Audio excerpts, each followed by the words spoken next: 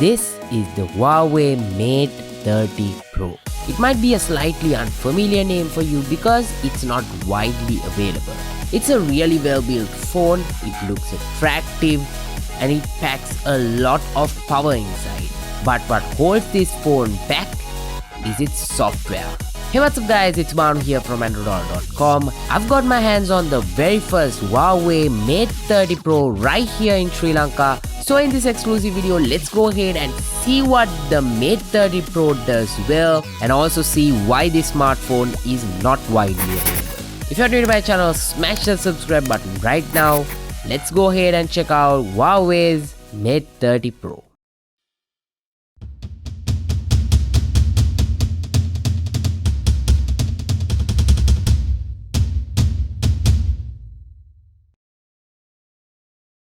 Like I mentioned before, from the outside, the Mate 30 Pro is absolutely beautiful. It has a really great looking curved display that Huawei calls the waterfall display. From the front and the sides, the device looks extremely elegant because the sides are curved. Even though it's curved, the phone still has a boxier design to it and it's very easy to hold in the hand. And of course, the best part is from the front, it still looks absolutely great. There's a slightly bigger notch at the top that houses the selfie camera, depth sensor along with the 3D face unlocking system that the Mate 30 Pro has. The face unlock system is quite similar to the one found on iPhones. I'll actually make a separate video on that, so stay tuned if you want to see that right here on Andro Dollar. The Mate 30 Pro that I have over here has a purplish hue to it at the back, and I'm sure this is gonna stand out from the rest of the smartphones. For a lot of people, once they get this phone into their hand, they will surely see how luxurious this phone is. Huawei's Mate 20 Pro from last year has been one of my favorite smartphones to date. The Mate 30 Pro's design adds to it. Now let me give you a physical overview of this phone. On the left hand side, there's absolutely nothing. At the bottom of the phone, you will find the SIM card tray, a USB Type-C port along with the speaker. On the right hand side, you will find the power button, and at the top, you will find a IR receiver that you can use to control your TV. Hey, wait a minute, what about the volume rockers? I'm sure you must be thinking about that. Well, Huawei has actually taken a bold move and they have got rid of the volume buttons. So the volume rockers are no more and it's software controlled now. In order to activate it, you just need to double tap on the edge of the screen just above the power button. Once you get used to it, it's quite okay, but I see this as a step towards the buttonless smartphone in the future. But for right now, there's a lot of getting used to that. The Mate 30 Pro is a very slippery phone. That's all thanks to the glass at the back and the front.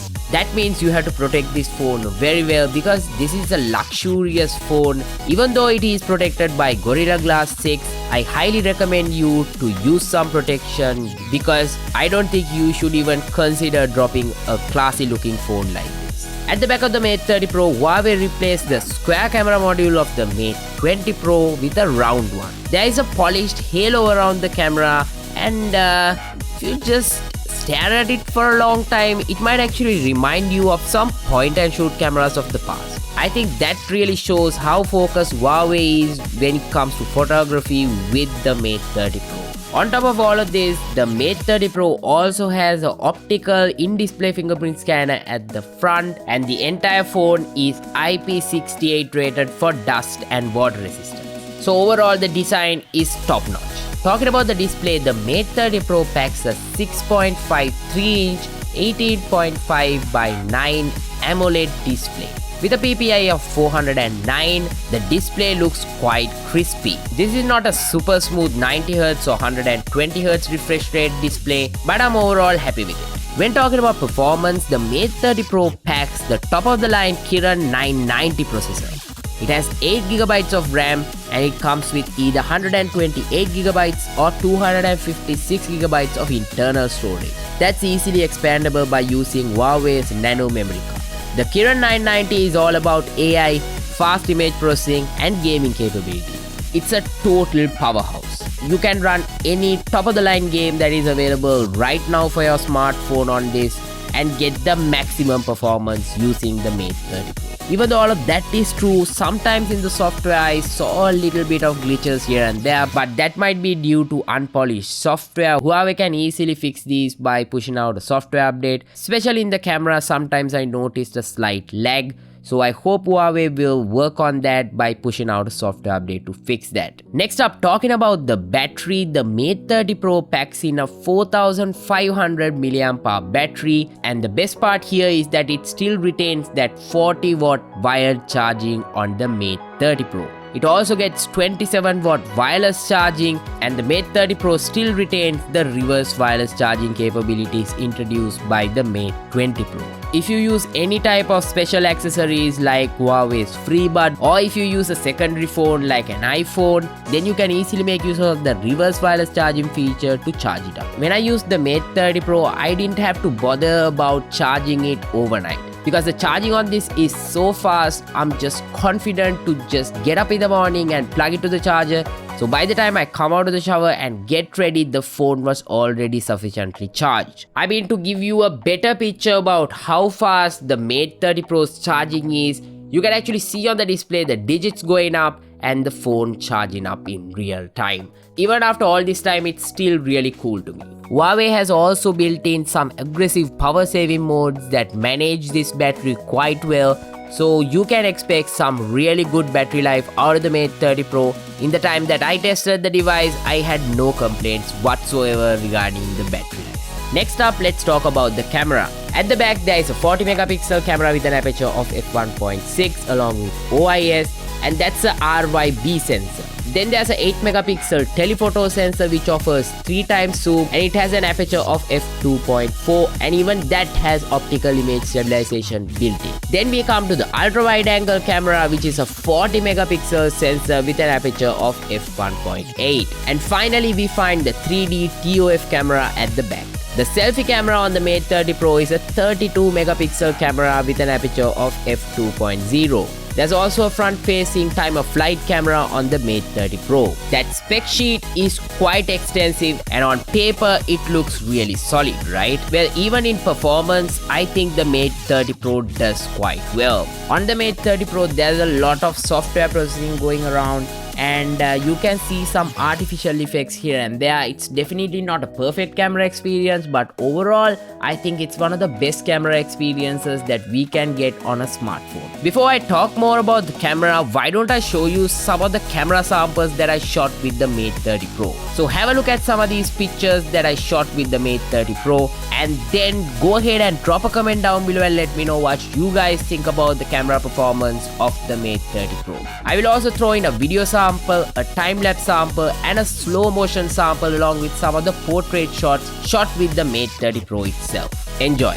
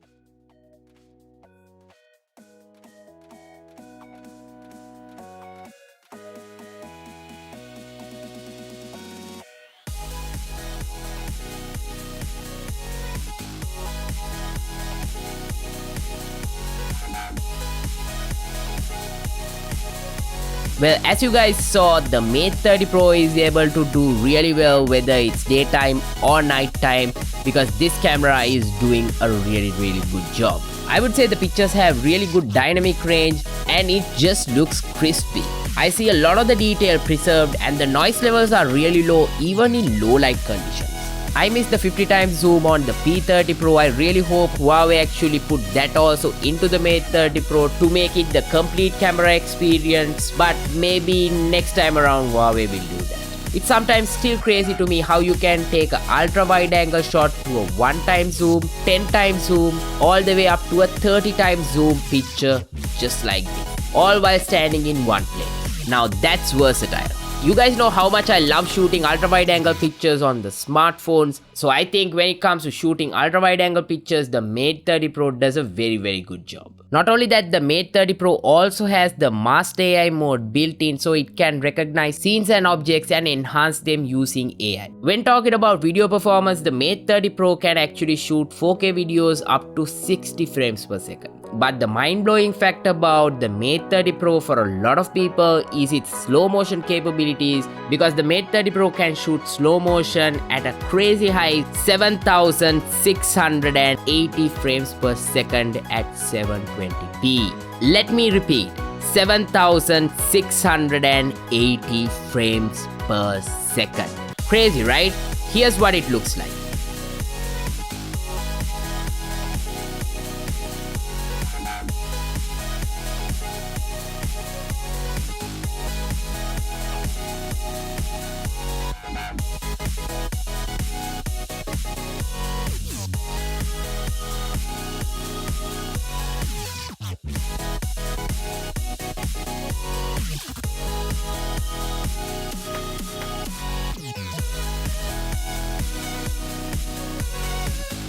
So as a summary of the camera, the Mate 30 Pro probably does a really good job, and it's one of the most comprehensive and versatile camera smartphones that you can buy right now. Now that we have spoken about almost all the important stuff about the Mate 30 Pro, now let's get into the dark side of the Mate 30 Pro, and that is the software. This is why Huawei hasn't made this phone widely available. But that being said, I admire Huawei's courage to still put in Android on their flagship smartphone and still making a super quality product. If you have been living under a rock or something, you might have not even understood a word that I just said about the software. Well, it's like this. After the US carried out a ban on Huawei, all the US companies moved away from Huawei. That includes Google. So long story short, there's no Google Play Store or any of the other US based applications pre-installed on the Mate 30 Pro. Even though Huawei has used the AOSP build of Android 10 and they have built EMUI 10 on top of that, it doesn't have any sign of a Google Play Store, so you don't get Gmail, you don't get YouTube, you don't get Google Chrome or any of the Google services by default. Huawei has actually built in something called the App Gallery, which is somewhat like the Play Store that Huawei is trying to grow right now by getting support of the developers and building apps for their platform. However, there's nothing to worry about. Getting the Google Play Store on the Mate 30 Pro isn't that hard. So if you really want to do that, I'll make a separate video on how you can easily install the Google Play Store on your Mate 30 Pro without much fuss. So stay tuned right here on Andro Dollar for that exclusive video dropping right here. Once the video is up, I'll have a card right here as well as a link down below in the description, so you can easily go ahead and get the Google Play Store installed and complete the software experience of the Mate 30 Pro. See, it's like this. Without the Google Play Store, you will have to manage everything manually. You'll have to download the APKs and update the apps manually using APKs, and it could be a tiring process. But if you spend 5-10 minutes and get the Google Play Store up and running, you can easily make this good smartphone that is held back by the software really great, just by adding the Google Play Store. In the time that I was testing, after I got the Google Play Store up and running, everything was really smooth. I was able to install all the applications that I wanted. So I got all the normal applications like WhatsApp, Facebook, Instagram, and not only that, you can even play the popular games directly on this powerhouse of a smartphone without much trouble. So I think if by any chance you pick up a Mate 30 Pro, installing the Google Play Store onto your phone will be really important. On top of Android 10, Huawei has also built in EMUI 10, which is focused on some visual changes, and there's a new color palette along with a revamped quick setting style and settings menu. The software experience overall is really polished, and it has a bunch of new things like even an improved always on mode. So there's actually a lot to talk about here, so I'll come up with a separate tips video for the Mate 30 Pro if you are interested. So stay tuned right here on Andro Dollar for that as well. Once that video is live, I'll have a card right here as well as a link down below in the description. So now that we have spoken about the software as well, now let's get into the most important thing. Should you buy the Mate 30 Pro? Well, it's like this. Before you even decide that you want to buy a Mate 30 Pro, I think the most important thing is for you to go ahead and find a place that actually sells the Mate 30 Pro, because it's very rare, and also it's quite expensive if you try to get it imported. But in the end, is it worth it though? Well, have a look at this hardware. Have a look at the spec sheet, check out the software, and forget the fact that it doesn't have the Google Play Store, because you can easily install it yourself, and think of it like a complete package, and then think whether you want this phone. In my opinion, it's quite unfortunate what happened to Huawei with the ban, because without the ban, if the Mate 30 Pro just launched with the Play Store itself, like I mentioned in my best smartphones of 2019 video, if the Mate 30 Pro was launched here in Sri Lanka, I'm pretty confident that this would have topped my list for the best smartphone of 2019. Because I mean, look at this phone, look at what it can do, look at the camera samples, look at the battery life, and look at all the things that are surrounding this phone. So overall, I think the Mate 30 Pro is a winner, but sadly a lot of people won't really even get to see that in action because it's not widely available. Huawei is actually not forcing anyone to pick this one up. This is somewhat like an enthusiast smartphone at this point. If you really love Huawei, you'll go out of your way and pick this one up, and I'm sure you're gonna have a fabulous time with it. Let me know by dropping a comment down below in the description what you guys think about the Mate 30 Pro. If you had the money and if you had to pick up a new flagship smartphone, would you go for the Mate 30 Pro and install the Google Play Store yourself? Like I mentioned, it's not that hard. I have a video on it. Link is down below in the description. If you're not budget conscious, the Mate 30 Pro might be one of the best smartphones that you can buy right now, that looks really classy and that is really powerful on the inside. Well guys, with that we come to the end of this review. I hope you guys found this video useful. If you did, definitely go ahead and share this video with all of your friends all over social media, because like I mentioned in the intro, so this is actually the first retail unit of the Mate 30 Pro that was brought down to Sri Lanka. So I hope I was able to give you guys a good idea about the Mate 30 Pro in this video. If you want to see more awesome tech videos just like this one, definitely go ahead and smash that subscribe button right now, and definitely go ahead and check out my channel for more videos just like this. Follow me on social media. I am at Andro Dollar. That's where I post all the behind the scenes and updates of the channel, and stay tuned to androdollar.com for all the latest from the tech world. Until I see you guys in my next video, this is Banu signing out.